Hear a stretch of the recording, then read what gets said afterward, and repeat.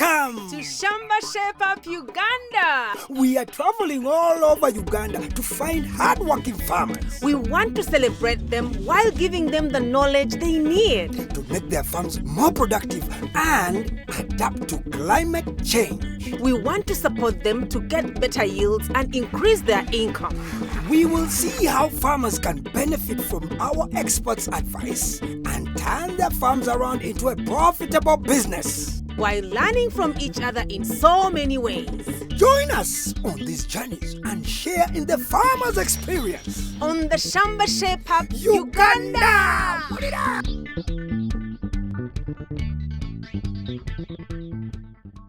This week we're visiting a farmer who had two careers. First as a carpenter and now as a farmer.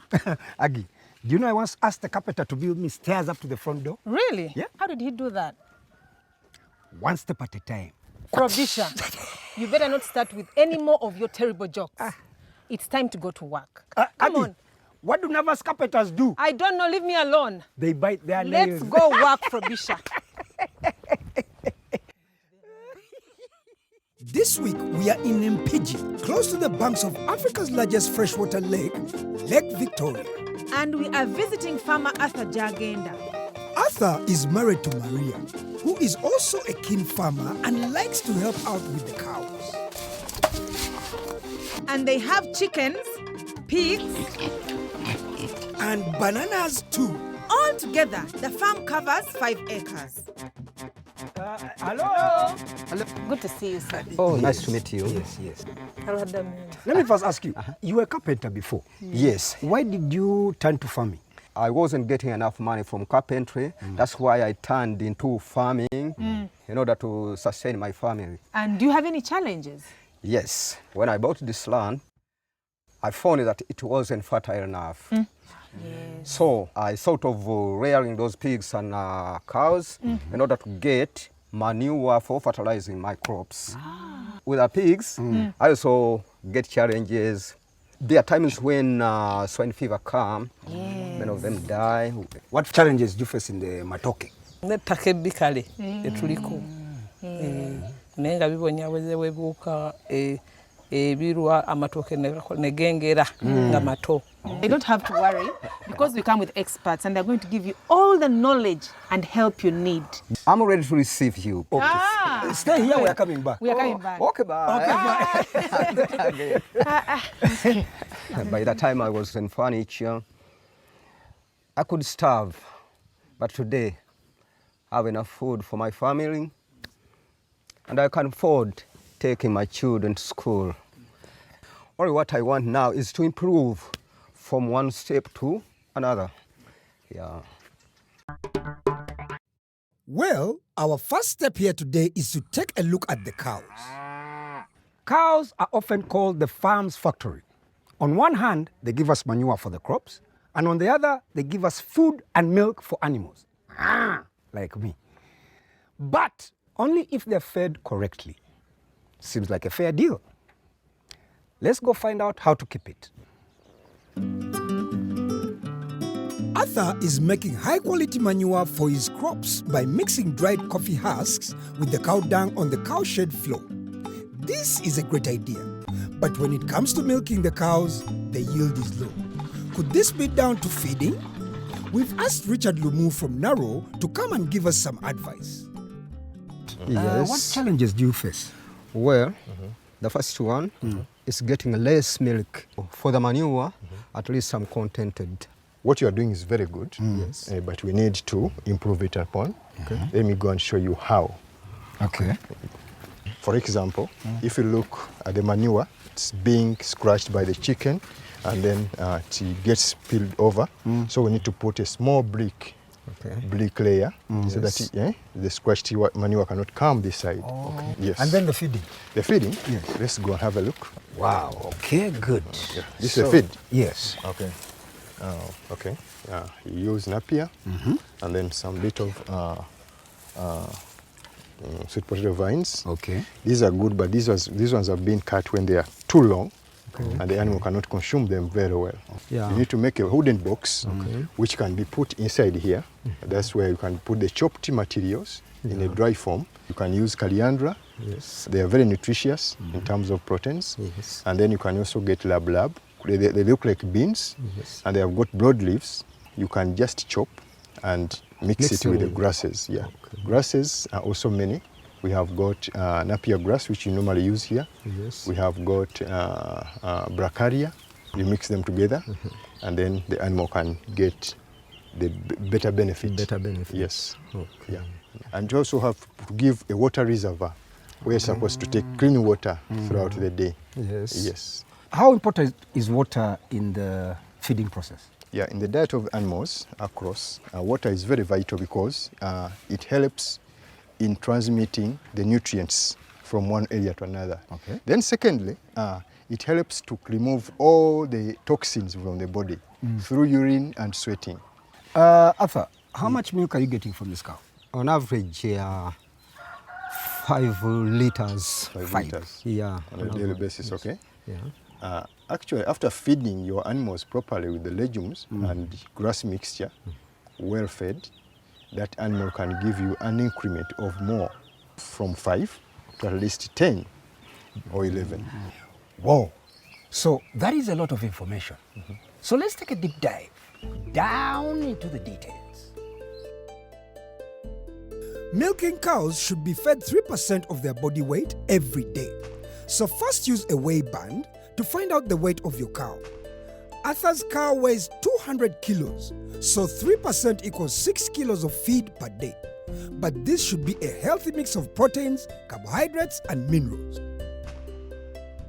Now, based on what Arthur has available on the farm, Richard made a healthy feed mix by combining dairy meal with green matter. To make dairy meal, mix 57 kilograms of maize bran with 20 kilograms of cottonseed cake and 1 kilogram of mineral salt. For the green matter, mix 2/3 or 70% of grasses like napier and bracharia with 1/3 or 30% of a legume leaf like sweet potato leaves or coriander.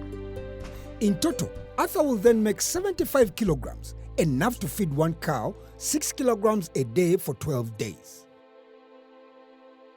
People have been feeding animals on green grass, but now most farmers who have embraced dry matter feeding, and by mixing legumes in proper proportions with grasses, they are making a fortune out of dairy farming.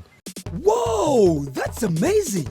But better still, while we are preparing the cow feed, Carissa and the team have got to work improving the cow shed. Bricks are being added to the edge of the cow shed to stop the manure being lost. The feed trough lifted up so that the cows can eat without wastage, and the barrel cut in half so we can have a new clean water trough.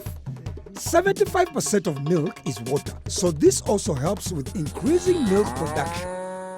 So with good feeding, you can double your milk production in just 8 weeks. That's all well and good, but we want to get good quality milk. Aggie, over to you. Thank you, Frob. Did you know that one of the many benefits of trees, as well as plants like Napier, is provide highly nutritious animal feeds for free, but only if you plant the right kind? So to help us discover which tree varieties are best for the farm, I'm going to introduce Arthur to the tree expert Paul Balita from Narrow.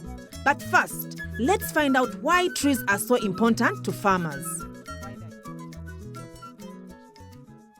Trees are very important on a farm, and trees also provide shade, can provide timber. Yes. Then there are trees which are used for feeding animals as fodder. They also help us to moderate the microclimate within the farmer's garden.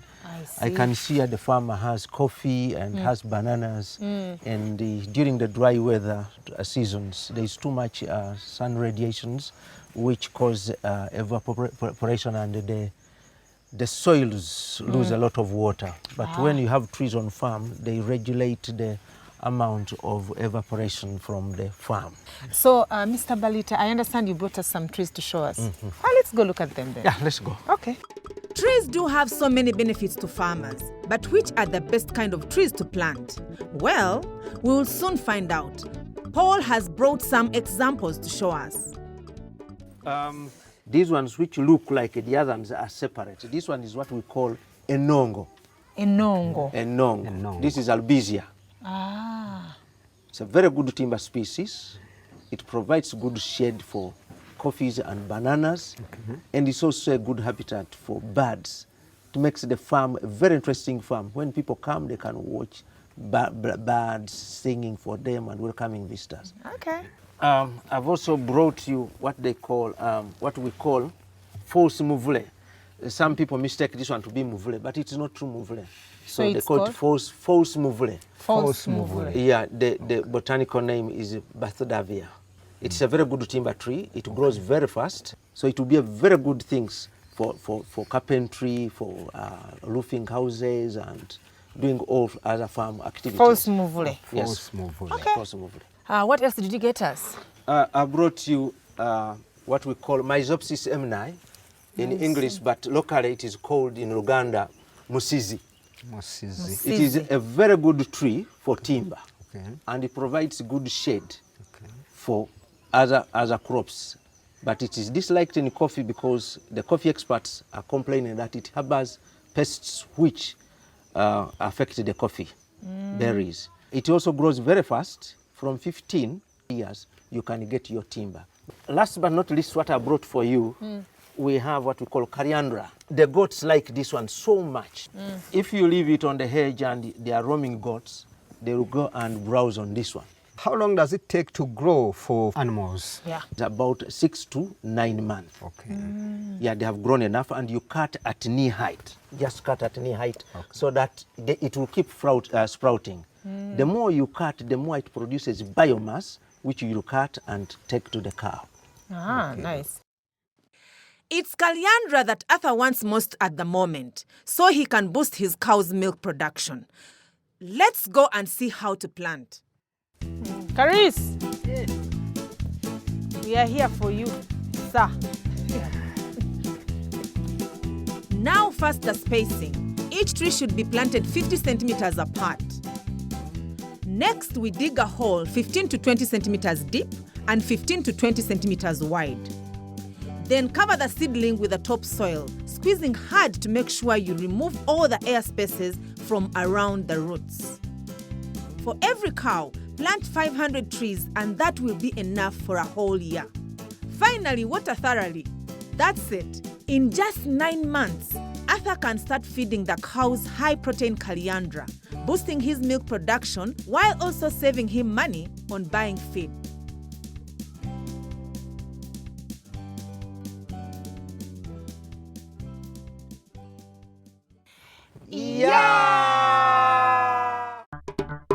Still to come after the break, how to breed big, healthy pigs. And boosting banana production.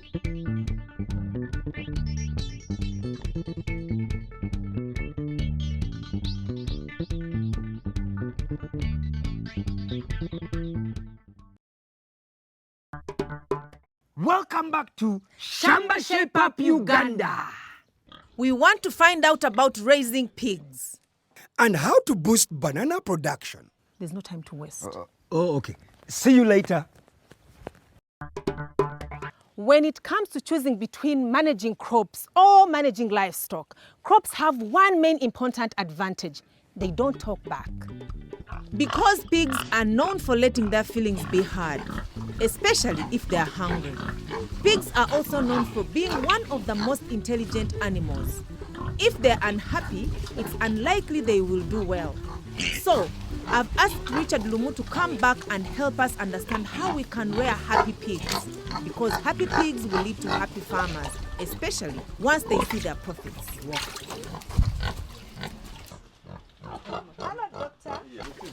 Mr. Gyagenda, how long have you had these pigs for? I've reared this pig for about 5 years. Because I have a pork joint, whereby I take this one and I slaughter them, then I get enough profit from out of them. And what are the challenges? There is a season when swine fever infects my farm. Then I get lost because many of them died. Dr. Richard, Yes. do you think rearing pigs is a good business venture? Yeah, I would say it's a very lucrative business, provided they have done it in a good way, as recommended. First of all, they need to have a very good breed. That breed should be housed very well, and then after housing it very well, should be fed very well in terms of nutrition. But it has got also challenges. To avoid swine fever, you need to put protective measures, or what we call biosecurity measures, in place. Biosecurity is the system of keeping our animals safe from diseases. Yeah, basically, as simple as that. One of them is swine fever. And one way of avoiding that is by putting an enclosure around so that we can prevent animals from coming in touch with our pigs. Yes. Right? Apart from animals, even human beings, more especially vets, can bring in diseases because they move from farm to farm. Right? So to avoid that, we have to put an enclosure around, and then we have to get one entry point to the unit. And the entry point should have a foot bath, actually, where one has to dip his feet first, and should contain a disinfectant. Okay. All right? Yes. What do you think of this piggery? Yeah, the animals are looking good, but we need to make some few adjustments on the housing unit. Oh. Yes. The first instance, these animals, and they need to get some bit of sunlight. So we need to extend this unit behind a bit so that you can have the exercise area the other side. All right? And this should be the sleeping area. All right? So that they can get access to the sunlight. You can see their body structure is not all that appealing. This one has got a lot of hair around, and this indicates that it has not been able to access a lot of sunlight. I see. Yeah, secondly, the feeding units. We need to get hanging nipples in order to allow the animals to take in clean water all the time round. Because now with this water, they contaminate it with no time. Yes. And then they also add in a bit of saliva. And when they are feeding them, they normally add the feedstuffs in the water. And food can easily go bad. Thank you so much, Doctor, for your time. Now, let's take a deep dive down to the details. So to avoid diseases like swine fever, we need to get to work improving this pig pen. First, we need to move the manure next to the pen. If it's too close to the pigs, it can spread infection. We are going to use concrete to extend the floor so the pigs can get sunlight during the day. We need to install drinking nipples so the pigs can have clean water separate from the feed. Then we need to build a fence around the piggery to keep other animals away. And not forgetting the all-important disinfectant foot bath.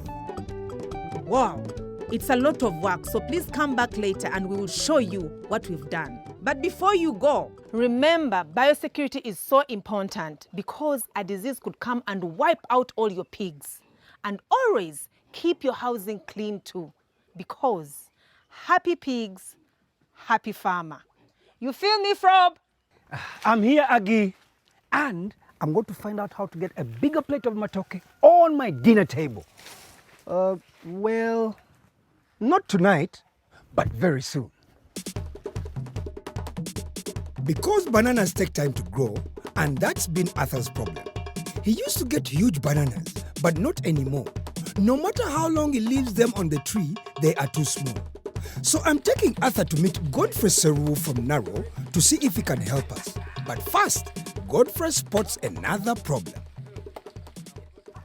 Now, there is a disease called banana bacterial wilt, the one which causes the banana bunches to ripen prematurely and sometimes even turning yellowish of the banana leaves.